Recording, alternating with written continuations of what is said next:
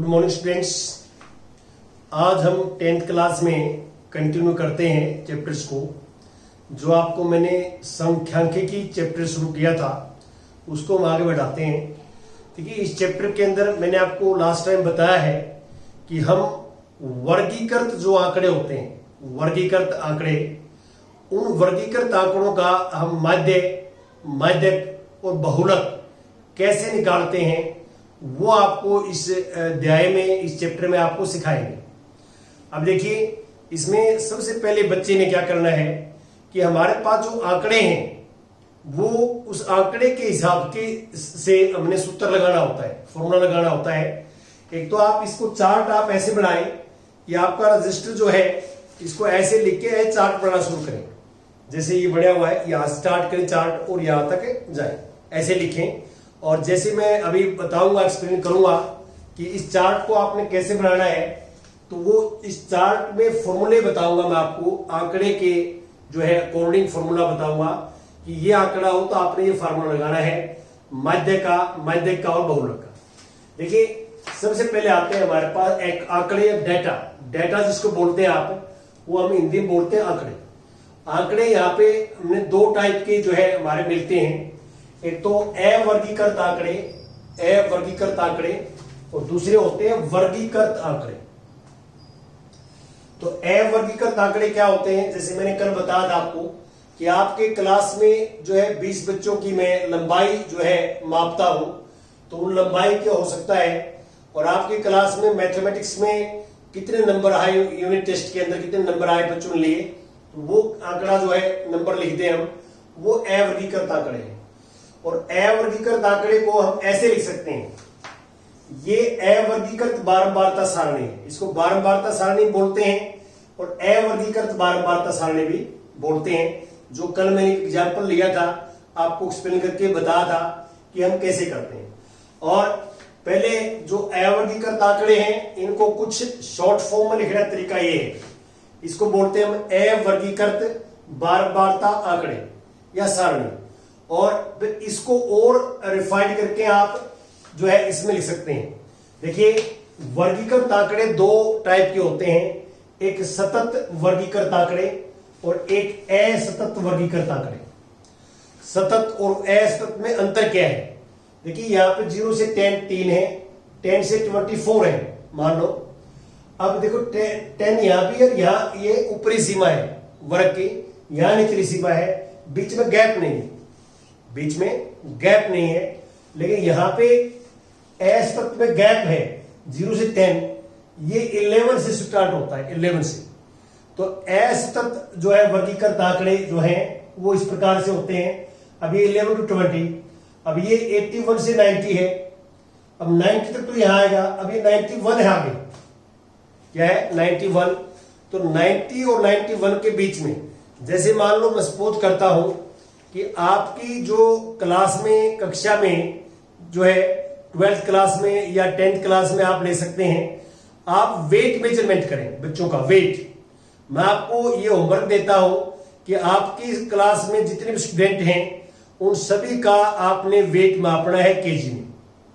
तो आप roll number wise या नाम वाइज जैसे भी आप उसके जो है आंकड़े बनाते हैं, तो उसमें यह हो सकता है कि 0 to 10 कोई ना आए, 0 आ जाए, कोई बच्चा ना आए। हो सकता है ये वेट की बात करो तो मैं 0 आ जाए, 11 to 20 भी 0 आ जाए, कोई बच्चा नहीं हो।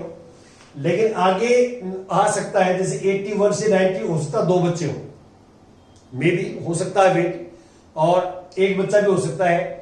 जो बीच का वेट है 20 to 30, 21 to 30। तो मैं आपको ये बताना चाह रहा हूं कि जैसे मान लो सपोज करता हूं मैं, ये आगे हमारे पास 21 to 30 है, 21 to 30। तो अब 30 के बाद 31 आएगा। अब मान लो हम इसको आगे बढ़ाएं, सपोज करता हूं कि ये मैं यहां लिख देता हूं कि ये यहां लिखता हूं 30, 40 to 50 लिख देता हूं, चलो समझाने के लिए 40 to 50। अब इससे पहले क्या है, इससे पहले वाला है 31 to 40, 31 to 40, और ये 41 से स्टार्ट हो गया। तो 40 और 41 के बीच में वेट होगा, मान लो 40.5 kg हो जाएगी, 40.5 kg। तो वो किस में आएगा? तो उसके लिए ये डाटा जो है इसको फिर हमने इसमें कन्वर्ट करना पड़ेगा। तो ये डाटा कहीं भी आ जाता है, असतत वर्गीकृत आंकड़े कहीं भी आता है तो उनको हम वर्गीकृत आंकड़ों में चेंज करते हैं। तो इसका तो मैं लिख ही देता हूं कि हम असतत वर्गीकृत आंकड़े को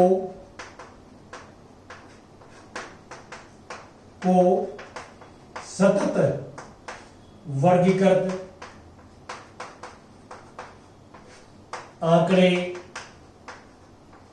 या आंकड़ों में बदलते हैं और इसको इसमें बदल के और इसके मैं फॉर्मूले बताऊंगा, वो आगे फॉर्मूले अप्लाई करते हैं जो निकालना हो। और मैं आपको तरीका भी बताऊंगा कि असतत वर्गीकृत आंकड़ों को इसमें हम कैसे चेंज करते हैं, क्या फार्मूला रहता है। तो अब सबसे पहले तो आपको ये है, क्वेश्चन में देखना होता है कि आंकड़ा किस टाइप का है, ये आंकड़ा है या ये है या ये है या ये है। और आंकड़ा आप ऑब्जर्वेशन करके फिर आपने फॉर्मूला डिसाइड करना होता है कि इस आंकड़े के लिए फॉर्मूला ये है। सबसे पहला फार्मूला की बात करता हूं मैं। सबसे पहला फार्मूला माध्य को लिखते हैं एक्स बार। माध्य क्या लिखते हैं? एक्स बार। ये प्रेक्षणों के मान है, प्रेक्षणों के का जोड़ xn और प्रेक्षणों की संख्या, प्रेक्षणों के मान ऑब्जर्वेशन जो है उनके जोड़ हो जाएगा ऊपर योग, और नीचे आएगा प्रेक्षणों की संख्या, कितनी संख्या है, ये फॉर्मूला है। ये पहला फॉर्मूला है। तो इस तरह का डाटा कभी भी दे रखा हो और माध्य निकालना हो आपने, तो सभी का जोड़ करके उनकी संख्या से भाग कर देते हैं। इसको हम एवरेज भी कहते हैं। एवरेज ये माध्य होता है, जो माध्य आपने निकालना है। अब ये वाली चीज आ जाए तो पहला फॉर्मूला क्या काम करेगा, ध्यान दें। फर्स्ट फॉर्मूला कि आप इनकी मल्टीप्लाई करेंगे। माध्य यहां पे ये होगा, माध्य इसको आप एक्स बार कहते हैं, x1 की गुणा f1 के साथ, f1 x1 plus f2 x2 multiply plus fn xn, ये जो दिस गुणा में दिस प्लस दिस गुणा में दिस, गुणा करके और जोड़ देंगे और नीचे आ जाएगा जो f1 f2 बारंबारता का जोड़ आ जाएगा। इसको सिग्मा में लिखे हम, सिग्मा में ऐसे लिखा जाता है सिग्मा, इसको सिग्मा बोलते हैं। Sigma i equal to 1 to n, 1 से लेकर n तक है ये fi xi, और नीचे i equal to 1 to n fi। तो ये फॉर्मूला आपने याद करना है। ऐसे मान लो हमारे पास सारणी आती है या आंकड़े आते हैं ऐसे, तो आपने पहचान करनी है कि ये अवर्गीकृत बारंबारता सारणी या अवर्गीकृत बारंबारता आंकड़ा है। फिर आपने क्या करना है, माध्य निकालना। माध्य फार्मूला ये लिखेंगे आप, इसको बंद करके ऐसे लिखा हुआ है। सिग्मा का अर्थ होता है जोड़ते जाएंगे। आई को हम पहले 1 लिखे, 1 आई को 1 लिखे, f1 x1 ये आ जाएगा। सिग्मा मीनिंग होता प्लस, आई को 2 लिखे तो f2 x2 आ जाएगा। सिग्मा मीनिंग प्लस, और ऐसे आई को 1 से स्टार्ट करके कहां तक जाएंगे, n तक जाएंगे, तो लास्ट में n लिखेंगे तो fn xn आ जाएगा। तो ये एक जो है कॉम्पैक्ट फॉर्म है, इसको एक छोटी बंद करके लिखने का तरीका है। इसको आप खोलोगे तो ये आ जाएगा फार्मूला। तो ऐसा हो तो ये लगाते हैं। अब इसके अंदर जो है पहला फार्मूला के कुछ पार्ट्स हैं। जैसे पहले पार्ट का फर्स्ट पार्ट देखते हैं। देखो कहीं भी आपको सतत वर्गीकृत आंकड़े दे रखे हो, सतत वर्गीकृत आंकड़े दिए हो, तो आपने क्या करना होता है कि जो वर्ग अंतराल है उसका मध्य बिंदु निकालते हैं। वर्ग अंतराल का मध्य बिंदु, जिसको हम लिखते हैं xi वर्ग अंतराल का मध्य बिंदु है। यदि हम वर्ग अंतराल का मध्य बिंदु xi निकाल लें, ये fi है, तो ये फार्मूला बन जाएगा। xi ऊपर बन जाएगा, fi नीचे बन जाएगा, यही बन जाएगा। और ये फार्मूला हम लगा सकते हैं कि x बार बराबर है sigma i equal to 1 to n fi xi upon sigma i equal to 1 to n fi। देखो ये मैंने आपको करके दिखाया था कि हम इस डेटा से ये बनाते हैं और इसी से हम ये बनाते हैं। तो यदि आप वर्ग अंतराल जो आप ले रखे हैं, सभी वर्ग अंतराल का जो माप है वो बराबर होना चाहिए, सभी वर्ग अंतराल का। यहां देखो 10-10 का माप है, 10 10 10। यदि सभी वर्ग अंतराल का माप बराबर है तो आप क्या करेंगे, इनका मध्य बिंदु ले लेंगे, मध्य बिंदु लेके वो xi लिखते हैं। वर्ग अंतराल के मध्य बिंदु को हम लिखते हैं xi लिख के, और फिर हम कर सकते हैं xi लिखते ही ये इसमें आ जाएगा और इसका फार्मूला आप लगा सकते हैं। ये होता है प्रत्यक्ष मेथड। दूसरा इसका पार्ट है फार्मूले का कि इसको हम शॉर्टकट मेथड बोलते हैं, शॉर्टकट मेथड।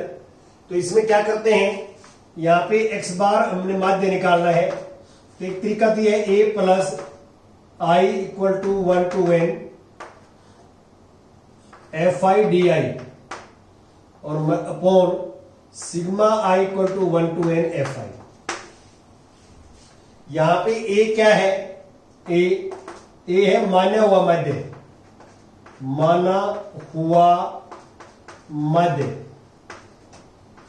मध्य, और di क्या है, di है xi माइनस a, ये di है। और तीसरा जो फार्मूला है, तीसरा फार्मूला इसका, यदि ऐसे हमारे पास जो है सारणी हो, ऐसे आंकड़े हो जो आप इस सारणी में दे रखे हैं, सतत वर्गीकृत आंकड़े हो, तो फार्मूला माध्य का ये होता है x बार बराबर है a plus i equal to 1 to n और fi ui और multiply i equal to 1 to n fi और ui मल्टीप्लाई बाई h। अब इसमें क्या होता है मैं पढ़ देता हूं कि a तो वही है, इसके आगे लिख देता हूं यहां पे कि a क्या है, यहां पे a, इसमें a है माना हुआ मध्य, ये माना हुआ मध्य है जो आप a देख रहे हैं। और इसके बाद जो है आता है हमारे पास ui होता है xi minus a upon h। h क्या होता है, वर्ग का माप, h होता है वर्ग का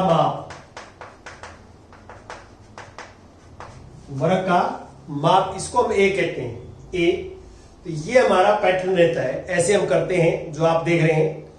अब ये पहला फार्मूला हमारा, इसमें मैंने आपको ये बताया है कि आपके पास जैसे आंकड़े हो वैसा आप फार्मूला चूज करेंगे पहले, और इसके अकॉर्डिंग ही आगे फिर क्वेश्चन चलेगा, इसके अकॉर्डिंग ही जो है आगे चलेगा क्वेश्चन। तो ऐसा हम करते हैं। अब मैं सेकंड फार्मूले की बात करता हूं कि दूसरा फार्मूला क्या है, बहुलक का है, जो आप पढ़ते रहे हैं। बहुलक का क्या फार्मूला होता है, देखिए दूसरा फार्मूला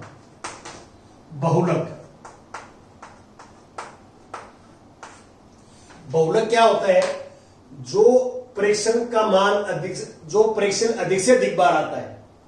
देखो ये अवर्गीकृत आंकड़े हो ये, और इनका हमने बहुलक निकालना हो, क्या निकालना हो, बहुलक निकालना हो।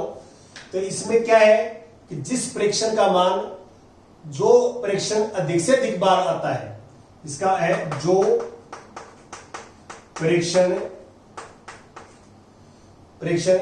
अधिक से अधिक बार आता है, उस प्रेक्षण को बहुलक कहते हैं,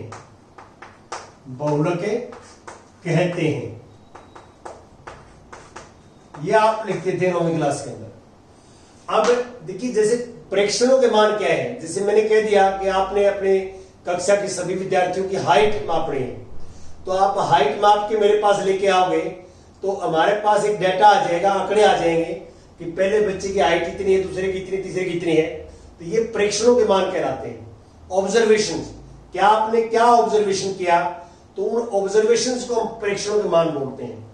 तो जो हाइट जो है, जो प्रेक्षण अधिक से अधिक बार आएगा जो है डेटा के अंदर, आंकड़े के अंदर, जो प्रेक्षण अधिक से अधिक बार आएगा उसको हम बहुलक बोलेंगे, उसको हमें बहुलक बोलेंगे। और दूसरा फॉर्मूला यहां पे यदि हम बात करें इसके लिए, यहां ध्यान दें, इसके लिए बात करें हम, तो इस तरह का हमारे पास सारणी हो और उसका बहुलक निकालेंगे तो नीचे बारंबारता दे रखी है, जो बारंबारता सबसे अधिक है, इसमें बारंबारता सबसे अधिक है, उसके सामने जो प्रेक्षण है का मान है वो बहुलक होगा। ठीक है, यहां पे इस सारणी में बहुलक ये होगा, बहुलक बहुलक। ठीक है, जिस प्रेक्षण की, वही चीज है, जिस प्रेक्षण की बारंबारता सबसे अधिक है, जिस प्रेक्षण की बारंबारता सबसे अधिक है उसे उस प्रेक्षण को बहुलक कहते हैं।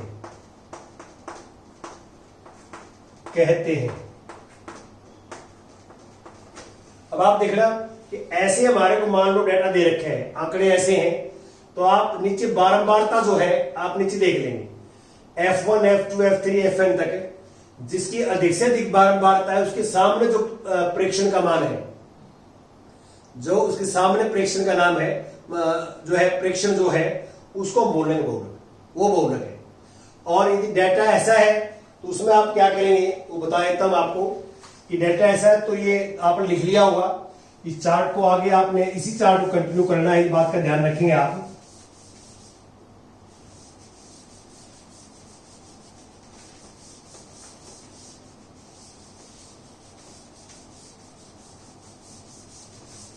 हाँ जी,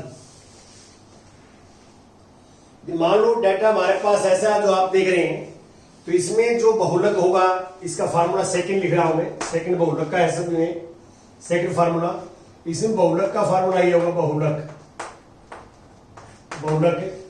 L प्लस और F1 minus F0 upon 2F1 minus F0 minus F2 multiply by H। अब इसमें ये तो आपको याद करना पड़ेगा फार्मूला है, अभी L क्या होता है, F1 क्या होता है, F0 क्या होता है, F2 क्या होता है, ये आप मतलब मेन पॉइंट है समझने का। अब आपने सबसे पहले L निकालने के लिए बहुलक वर्ग निकालना पड़ेगा, बहुलक वर्ग,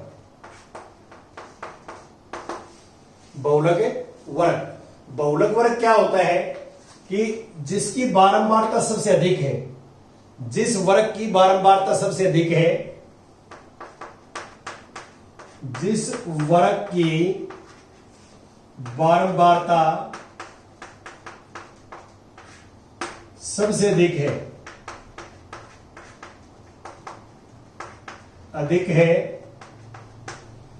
जिस वर्ग की बारंबारता सबसे अधिक है उस वर्ग को बहुलक वर्ग कहते हैं।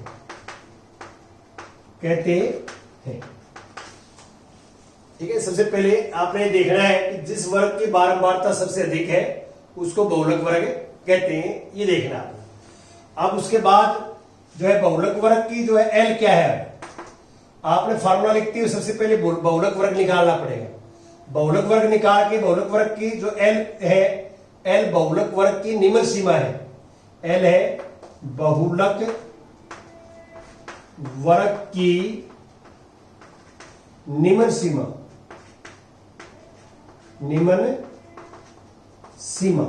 है। देखो ऐसे होता है, जैसे मान लो 10 से 20 है, तो 10 जो है निम्न सीमा है, 20 ऊपरी सीमा है। 10 जो है निम्न सीमा है और 20 ऊपरी सीमा है। और इसके बाद F1 क्या है, F1 है बहुलक वर्ग के सामने वाली बारंबारता, बहुलक वर्ग की बारंबारता, बहुलक वर्ग की बारंबारता, बहुलक वर्ग की बारंबारता को हम बोलेंगे F1। और F0 बहुलक वर्ग के सामने से ठीक पहले वाली बारंबारता, बहुलक वर्ग के सामने, बहुलक वर्ग के सामने से सामने वाली बारंबारता से, बहुलक वर्ग के सामने वाली बारंबारता के ठीक पहले वाले, ठीक है, पहले वाली बारंबारता,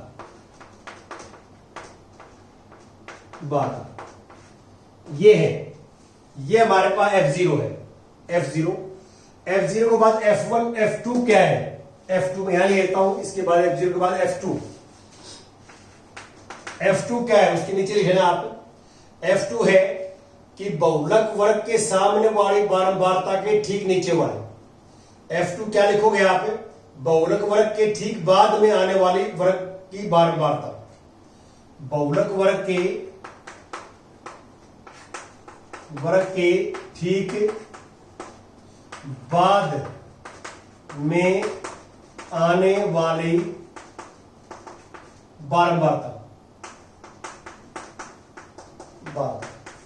देखो बहुलक वर्ग आएगा पहले, यहां पे आपको ये पता लग जाए बहुलक वर्ग क्या है, बहुलक वर्ग आएगा पहले, और बहुलक वर्ग के सामने वाली जो बारंबारता होगी वो होगी F1, बहुलक वर्ग के सामने वाली बारंबारता ठीक ऊपर वाली, ठीक है, ऊपर वाली होगी F0, और बहुलक वर्ग के सामने वाली बारंबारता के ठीक नीचे वाली होगी F2, और H जो है H होता है ऊपरी सीमा